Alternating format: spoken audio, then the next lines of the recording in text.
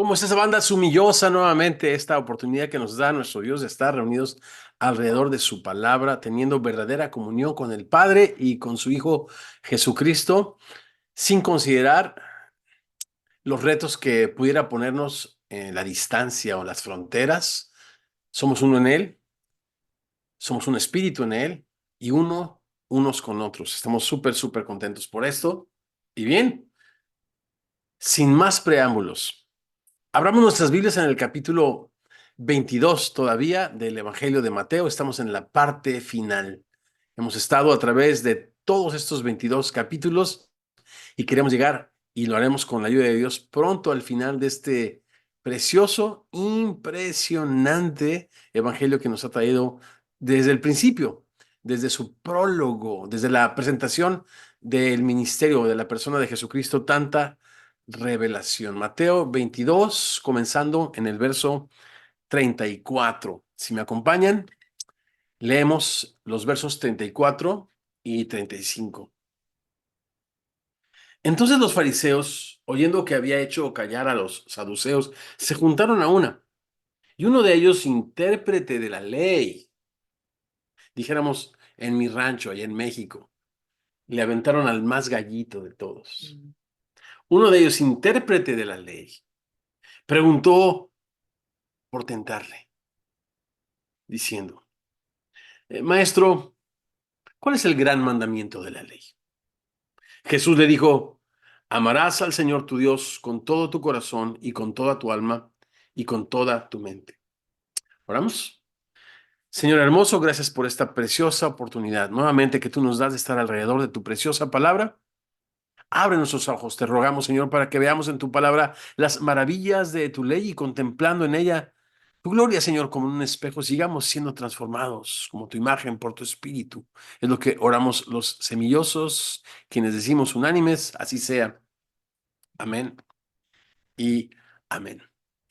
Jesús en estas últimas semanas ha llegado al templo y ha recibido demasiada hostilidad y rechazo de parte de los líderes judíos, sacerdotes, ancianos, fariseos, herodianos, saduceos, todos con diferentes agendas, algunos de ellos agendas políticas, como los herodianos y los fariseos, algunos otros teológicamente antagónicos, como los saduceos y fariseos, pero todos ellos con un mismo objetivo: detener a Jesucristo.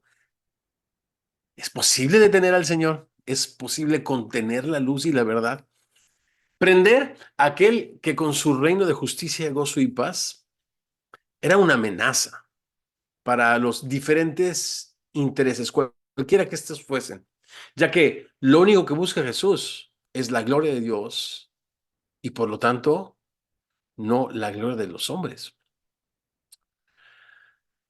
¿Has estado alguna vez en una situación parecida? Estoy seguro que nadie, pero seguro que también nosotros, creyentes, discípulos de Jesucristo, hemos estado en diferentes situaciones hostiles, donde nuestra fe no es apreciada, donde nuestro mensaje no es bien recibido. ¿Has estado en alguna conversación donde la gente con la que estás hablando tiene ya sus propios prejuicios acerca de Jesús, acerca de la Biblia, acerca de su mensaje? En estas conversaciones hemos podido aprender mucho del contenido, pero también hemos aprendido mucho de la forma. Y esto por alguna razón me llama a mí mucho la atención, me resuena mucho en el corazón la forma en la que el Señor entrega su contenido, particularmente a las audiencias complicadas. ¿Cuáles pudieran ser una de esas audiencias complicadas? ¿Tus hijos pudieran ser alguna audiencia complicada? ¿Tus familiares incrédulos? ¿Tu círculo de trabajo? Cuando vamos a hacer ministerio, por ejemplo, en la cárcel, que la gente, mucha de ella quizás pudiera estar escéptica, en algún foro público donde el Espíritu Santo te lleva a compartir tu fe. Repito, no solamente es interesante el contenido de las enseñanzas de Jesús en estas situaciones, sino su manera de presentarlo. Por tal razón, eh, yo he titulado a esta reflexión, Si charlara con Jesús. Si charlara con Jesús. O dicho de otra manera, la forma en la que Jesús enseña. En primer lugar, si charlara con Jesús, seguro me llevaría por toda la Biblia. Esto es, me daría un panorama entero de la palabra de Dios, versos 36 al 40. En segundo lugar, si charlara con Jesús, estoy seguro que me haría pensar. Versos 41 al 42, la parte A. En tercer lugar, si charlara con Jesús, dirigiría a él seguro mi atención hacia lo verdaderamente importante. Y en cuarto y último lugar, pero no por eso menos importante, y yo creo que esto es un clímax, esperaría de mí una respuesta. Esperaría de mí una respuesta. La luz, el desafío, el reto sería tan claro ante mis ojos que obligaría de mi parte a emitir una respuesta. Vamos a la primera parte de esta reflexión. Me llevaría por toda la Biblia, verso 36, si me acompañan ahí en la lectura. Maestro, esto no es sino pura lisonja, porque estos intérpretes y expertos de la ley buscaban tentarle, comprobar que su apreciación acerca de la ley era equivocada. Maestro, ¿no? Palabras fingidas nada más, infladas nada más, para hacerle resbalar. ¿Cuál es el gran mandamiento en la ley? La pregunta en los oídos de la mayoría de los judíos pudiera haber sonado algo así como, ¿cuál de los 613 mandamientos de la ley de Moisés, 248 positivos y 365 negativos? Ya estoy como fariseo contando los mandamientos, ¿verdad? Pero así hubiera sonado. ¿Cuál de ellos es el más importante? Y ya que ningún judío, y de hecho ningún ser humano, es capaz de cumplirlos todos, estos judíos los clasificaban entre los mandamientos más suaves, más livianos, pero por otra parte, los mandamientos más severos o más pesados o más duros. ¿Cuál es, en este sentido, el mandamiento más pesado o más duro de la ley? ¿No? Es un poco así. Verso 37, ¿me acompañan? Jesús le dijo: amarás al Señor tu Dios con todo tu corazón y con toda tu alma y con toda tu mente. Verso 38. Este es el primero y grande mandamiento. Jesús responde citando textualmente Deuteronomio 6:5. A esta oración bíblica que Jesús cita se le conoce como el Shema. La palabra Shema significa escucha. Y es que así comienza esta oración que todo judío, por lo menos una vez al día, oraba y sigue orando. Oye, escucha, Shema, oh Israel, Jehová nuestro Dios, Jehová uno es. Y llamarás al Señor tu Dios con todo tu corazón y de toda tu alma y con todas tus fuerzas. ¿Dónde termina el corazón para que la mente comience? ¿Dónde termina el alma para dar paso a las fuerzas con las que el ser humano necesita amar a Dios? Parece que más que distinguir las diferentes partes del ser humano, lo que este verso está describiendo es al ser humano en su totalidad. Amarás al Señor tu Dios con todo lo que eres, con todo lo que Dios te ha confiado. Pero la respuesta no termina allí. Verso 39, ¿me acompañan? Y el segundo es semejante, dice Jesús, parte de su respuesta. Amarás a tu prójimo como a ti mismo. Ahora, Jesús está citando otro libro de la ley de Moisés, el libro de Levítico. Oigan, necesito parar allí. ¿No deberíamos los cristianos, ante los cuestionamientos de la vida, amar la palabra de Dios, aferrarnos a la palabra de Dios, citar la palabra de Dios, recordar la palabra de Dios, mantener nuestros ojos puestos en Jesús a la luz de su palabra, como lo hace Él? ¡Qué ejemplo tan increíble! Sus respuestas no son humanistas, antropológicas, filosóficas, sino son bíblicas. Yo últimamente he orado desde hace ya algún tiempo: Señor, ayúdame a recuperar si lo he perdido, o dame, Señor, una, una manera de ver la vida bíblica, una manera de pensar a la luz de tu preciosa palabra. Es lo que está haciendo Jesús. Así que cita otro libro de la ley, el libro de Levítico, en el capítulo 19, verso 18, que dice, sí, miren nada más que interesante, no te vengarás ni guardarás rencor a los hijos de tu pueblo, sino que amarás a tu prójimo como a ti mismo, y rubrica, yo el Señor. Estos dos mandamientos tienen en común lo que ya notamos, la deuda de amor que todo ser humano tiene para con Dios su creador. Pero a diferencia del primero que manda amar al ser que más nos ha amado, quien nos creó, el segundo nos manda a amar a nuestro enemigo, aquel que más nos aborrece. Qué interesante, ¿no? Se cubre en el argot de béisbol todas las bases.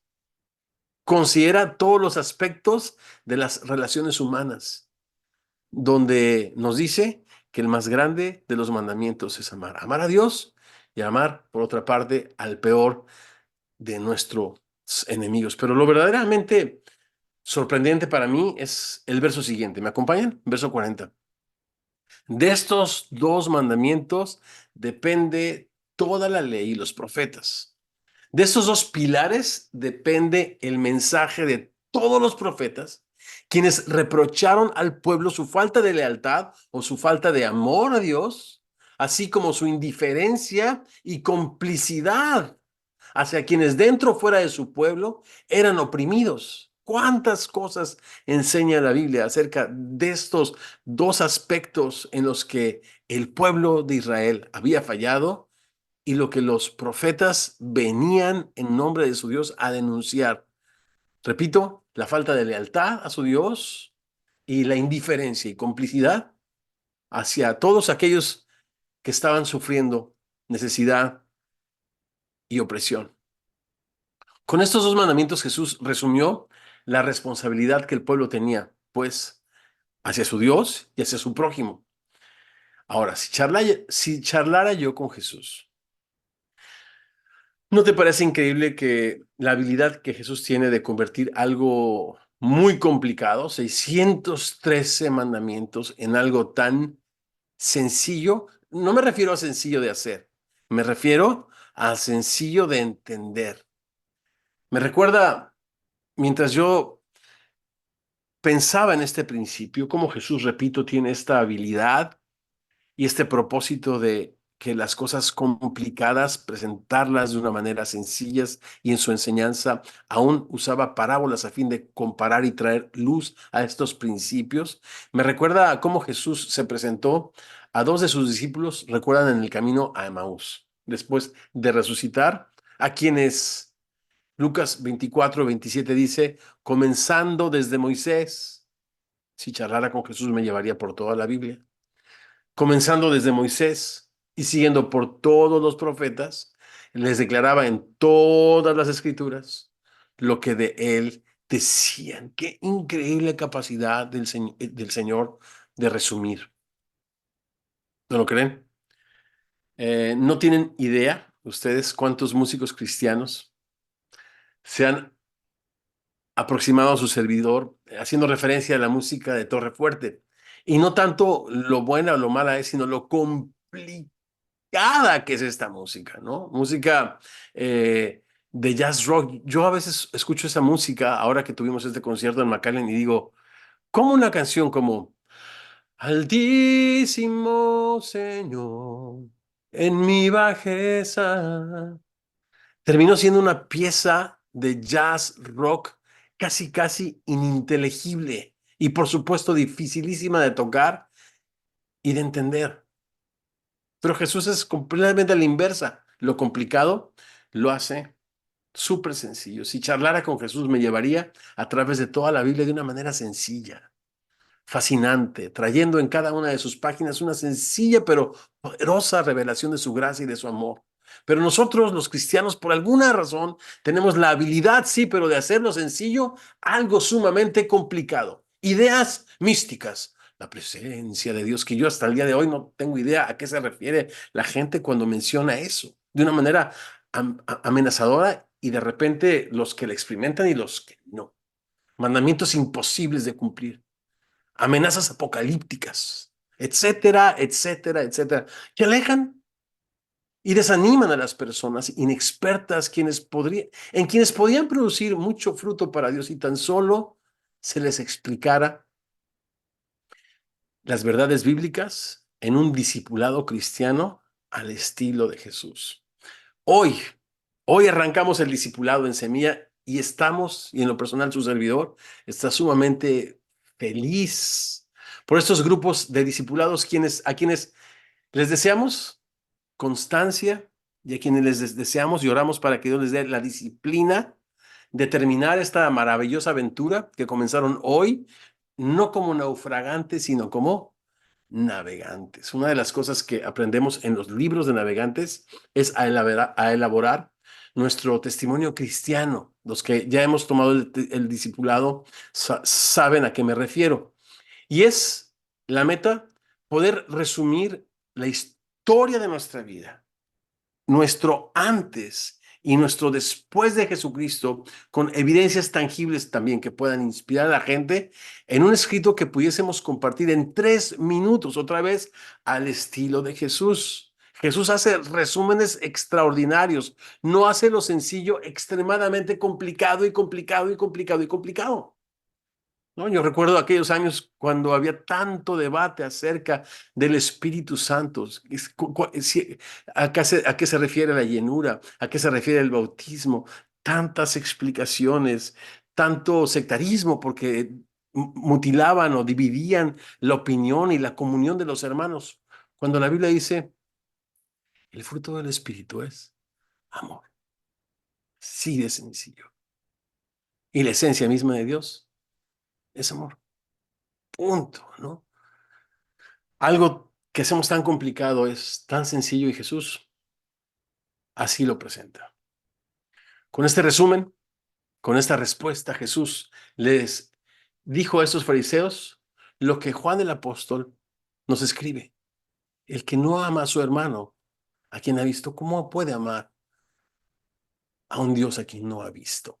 Amarás a tu Dios con todo tu corazón y a tu prójimo como a ti mismo. Verso 41. Si charlara con Jesús, me haría pensar, la religión, las diferentes corrientes teológicas no nos hacen pensar, lo que hacen es informarnos, adoctrinarnos, tienen mucho celo para que pensemos como ellos, pero jamás nos harán pensar. Y es triste también cuando estas doctrinas, por pulcras que éstas sean, nos roban a los creyentes, a los discípulos, a las personas, nuestro derecho de observar, reflexionar y pensar en la palabra de Dios por nosotros mismos. Es una crueldad, diría yo. Jesús me haría pensar versos 41 y 42. Y estando juntos los fariseos, Jesús les preguntó diciendo, ¿qué piensan del Cristo? Me encanta. Está atrevido el Señor. Se atrevió a escuchar cualquier tipo de respuesta. ¿Qué piensan del Cristo? ¿De quién es hijo? Jesús no veía más a estos oponentes. Quiero decir, Jesús no vería más a estos oponentes, sino en el concilio que le condenaría a muerte y después de esto, en la cruz. Por esa razón, Jesús no estuvo dispuesto a perder el tiempo con temas intrascendentes más como los impuestos o como los ángeles. La pregunta que ahora Jesús les hace pretende ponerles ante la verdad de su propia identidad como hijo de Dios a fin de hacerles responsables de su veredicto. Recuerden, recuerdan que hizo lo mismo en el capítulo 16 con sus discípulos cuando les preguntó, ¿y ustedes quién dicen los hombres que son? ¿Se acuerdan? Las preguntas motivan a la reflexión e incentivan el poder de la decisión. Muchos de nosotros permanecemos indecisos ante muchísimas situaciones hasta que nos vemos acorralados con una pregunta. ¿Vainilla o chocolate? Vainilla. ¿Blanco o negro? Negro. ¿Aceptas o no aceptas? Ay. Y ahí la chica o el chico dice, I do, acepto. El responder nos lleva a tomar una postura ante las cosas y eso nos hace responsables de las cosas que aprobamos o de las cosas que rechazamos. El hablar y hablar, yo me he dado cuenta a través de los años que solamente informa en el mejor de los casos a las personas, pero el conversar, el preguntar, el escuchar, el reflexionar juntos, no nos informa, pero nos forma, puesto que somos obligados a vivir a la altura de nuestras convicciones, a la altura de nuestras respuestas, a la altura de nuestras reflexiones, y eso se llama madurez. Por eso los pasos hacia la fe cristiana a veces son la duda, y la duda no es algo que Dios condene. La duda es algo que nos va a llevar a considerar la verdad, a aceptar la verdad y a vivir por la verdad. Yo animo a los padres que a su vez animemos a nuestros hijos a pensar bíblicamente y no tratemos solamente de darle solución a sus problemas, ¿no? Cuando se nos vienen las encrucijadas y mientras nuestros hijos van creciendo y se hacen adolescentes y adultos, que podamos reflexionar con ellos, ¿no? Que podamos sentir los problemas y podemos ir juntos a la Biblia, pero que al final del día ellos puedan pensar y descubrir en la palabra de Dios eh, la respuesta a sus inquietudes, a sus interrogantes, a sus incógnitas. Y ya, otra vez, la Biblia, pues no es un libro que te dice qué pensar, sino la Biblia es un libro que te invita a pensar y a tomar decisiones por ti mismo, te pone frente a la verdad a fin de que tú y yo emitamos un veredicto. Moderadores y pastores, hagamos lo mismo con los discípulos de Jesús y no les robemos el derecho a las personas de leer, de reflexionar, de pensar y de decidir por ellos mismos. Verso 42, la parte B. Si charlara con Jesús, de seguro dirigiría mi atención hacia lo importante. Versos 42b al 46. Le dijeron, en respuesta a su pregunta de quién es el hijo, de quién es hijo, el Mesías, de David, verso 43, él les dijo, pues ¿cómo David en el espíritu le llama Señor diciendo, dijo el Señor a mi Señor? Está citando el Señor el Salmo 110, verso 1. Dijo el Señor a mi Señor, siéntate a mi diestra o a mi derecha hasta que ponga a tus enemigos por estrado de tus pies. Quizás el tema teológico con el que el pueblo de Israel estaba más familiarizado era justo el de la identidad del Mesías. Pasajes como segundo de Samuel, capítulo 7 lo dejan muy en claro. Se los leo. Segundo libro de Samuel, capítulo 7 versos 12 y 13 dice, cuando tus días sean cumplidos y duermas con tus padres, le está hablando el Señor a David, su siervo, yo levantaré después de ti uno de tu linaje. Pues ahí está la respuesta que inmediatamente este escriba de la ley, conocedor de la ley, pues le dio a Jesús. Levantará después de ti uno de tu linaje, el cual procederá de tus entrañas, y afirmaré su reino. Él edificará casa a mi nombre, y yo afirmaré para siempre el trono de su reino.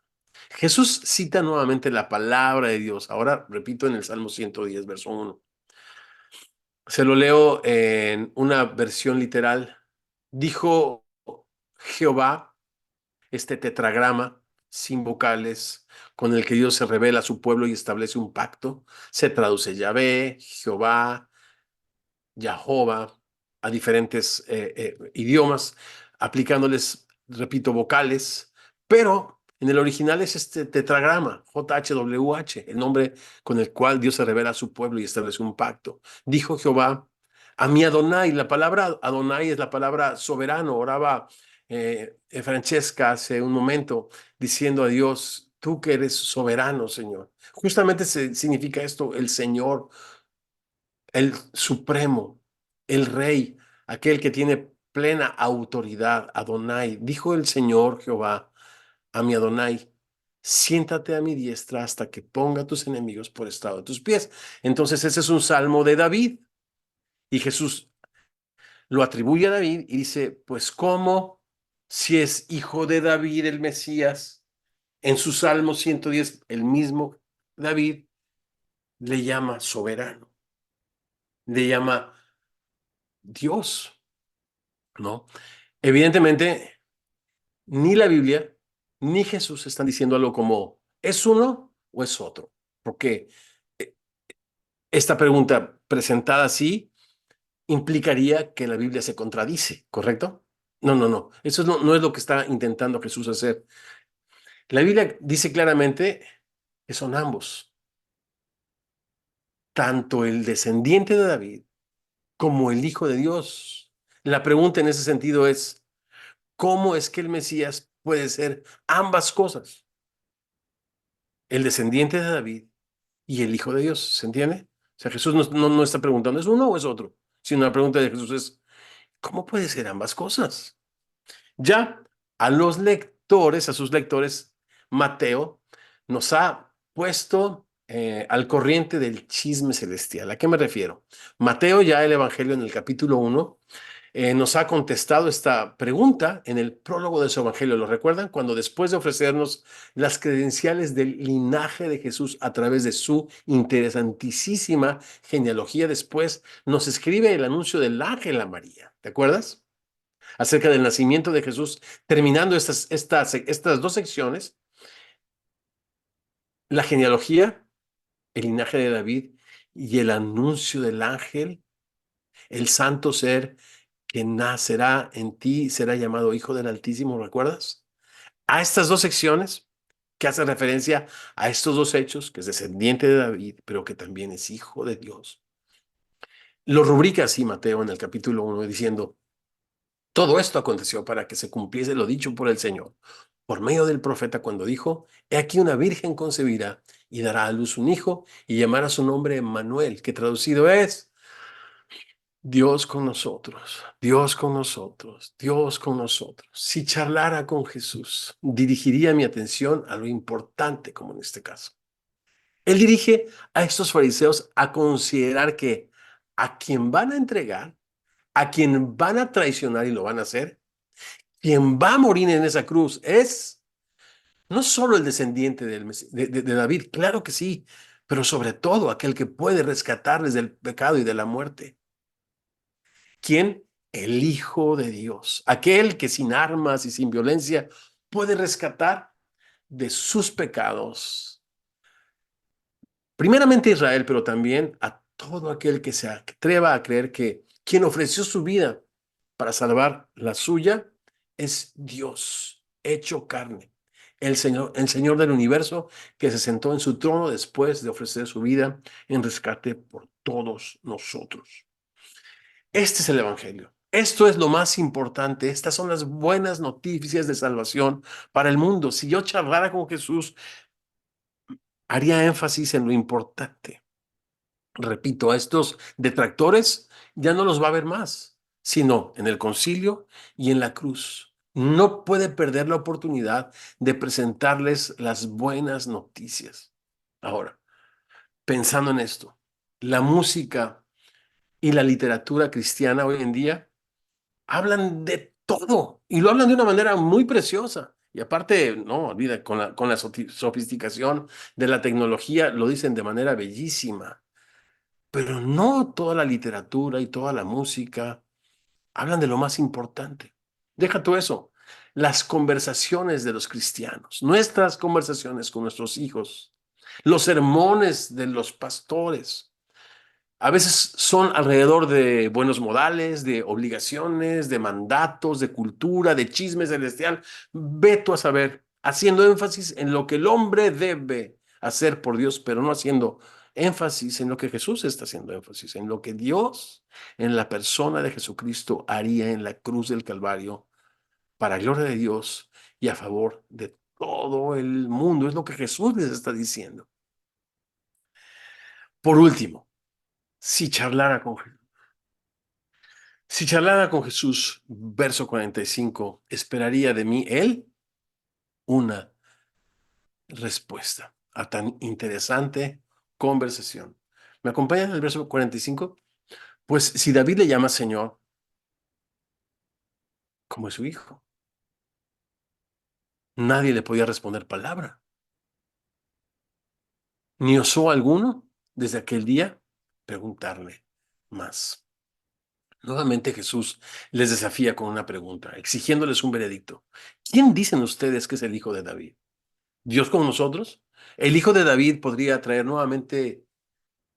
Repito, si el Mesías solo fuese considerado como descendiente de David, él podría traer paz militar a Israel usando su pericia en la guerra, haciendo que las naciones que les aborrecen caigan ante el estrado de sus pies, etcétera, etcétera, etcétera. Pero solo Adonai, solo Emmanuel, solo Dios con nosotros, el amo y dueño del universo, podría terminar con el máximo enemigo, que no son los árabes, que no son ningún tipo de enemigo, sino el enemigo y el verdugo de la humanidad entera, el pecado y la muerte.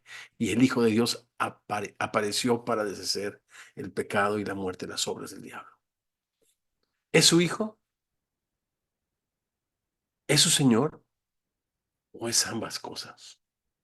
Si charlara con Jesús, me animaría a creer que el que murió en la cruz es el Hijo de Dios, Dios con nosotros para el perdón de mis pecados y para darme una nueva vida en Él. Al creer recibiría no solamente el perdón de mis pecados, sino también la presencia del Espíritu Santo en mi vida, lo que se conoce en la Biblia como experimentar el nuevo nacimiento. Y con ese nuevo nacimiento, el mandamiento más importante sería la promesa más maravillosa. Ese mandamiento que ningún judío y ningún ser humano puede cumplir, amar a Dios con todo el corazón, con toda la mente y con todas las fuerzas cuando creemos en Jesucristo, cuando nos arrepentimos de nuestros pecados, cuando hacemos la paz con Él y cuando recibimos su Espíritu Santo y empieza a través de su palabra a transformar nuestra mente, nuestros corazones, nuestros deseos y nuestra manera de vivir. El gran mandamiento que nadie puede cumplir se convierte en la mayor y más bella de todas las promesas. Escucha esta promesa. Amarás a Dios. Amarás a Dios con todo tu corazón. Si tú crees que el que murió en una cruz no solamente es el descendiente de David, sino el Salvador del mundo, Dios hecho carne, tú le amarás con todo tu corazón. Y tú le amarás con toda tu alma y tú le amarás con toda tu fuerza. Y no solamente esto, verso 6 de Deuteronomio 6. Estas palabras que Dios te manda serán una promesa y estarán sobre tu corazón. Nos preparamos juntos para tomar la cena del Señor.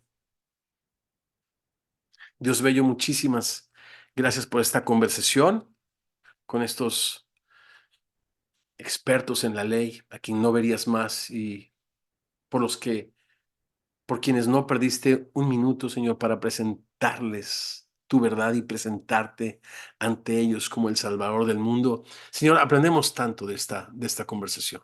Aprendemos tanto, Señor, que, que tú amas tu palabra, que tú has engrandecido tu palabra y tu nombre por encima de todas las cosas. Señor, solemnemente, como discípulos de Jesús, queremos pedirte que nos ayudes también a honrar tu palabra, a amar tu palabra y exaltar tu palabra. Señor, ayúdanos a pensar, pero a pensar bíblicamente. Señor, transforma, Señor, nuestra manera de pensar, para así, Señor, con tu Espíritu transforme nuestra manera de vivir y como discípulos, discipulando a otros, no nos permitas que le robemos, Señor, adoctrinando a las personas la capacidad de pensar. Ayúdanos a desarrollar un gusto por leer tu palabra, por memorizar tu palabra, por hablar tu palabra, por vivir tu palabra. Y que lo que amemos no sean doctrinas humanas, Señor, sino como se nos ha entregado verdaderamente la palabra del Dios vivo, Señor. Dirige nuestra atención hacia lo más importante. Y Padre, que cada que tengamos oportunidad de charlar con nuestros amigos, podamos hacer referencia al hecho de que de tal manera nos amaste, que entregaste a tu único Hijo para que todo aquel que en él cree no se pierda, mas tenga vida eterna. Y ayúdanos, Señor, a responder siempre positivamente en obediencia, Señor, a la revelación de tu gracia y de tu amor en tu palabra, precioso Señor. Y mientras lo hacemos, recordamos lo que está escrito en tu palabra, que la noche que fuiste entregado, tomaste pan y habiendo dado gracias, Señor, lo partiste. Tú mismo lo partiste sin que nadie te quitara la vida, entregándola por ti mismo, diciéndoles y diciéndonos en esta oportunidad, tomad, comed. Esto es mi cuerpo que por ustedes es partido. Hagan esto en memoria de mí. ¿Tomamos el pan, familia?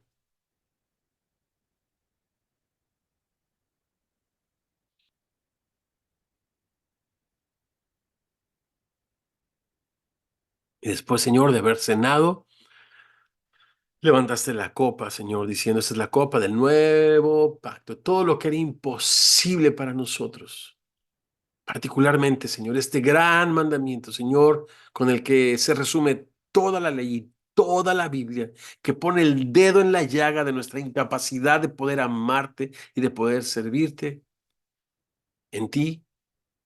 Es una posibilidad, porque lo que es imposible para nosotros es posible para ti. Por eso, señores, es un nuevo pacto, fresco pacto, donde limpias nuestros pecados y donde tú mismo pones tu ley en nuestros corazones y nos produces el querer como el hacer por tu buena voluntad.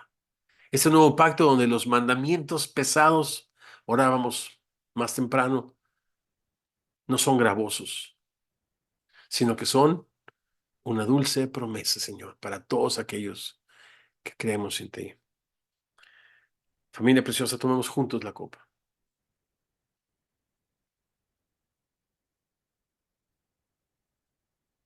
De manera que cada que comemos este pan y bebemos esta copa, la muerte del Señor anunciamos hasta que Él venga.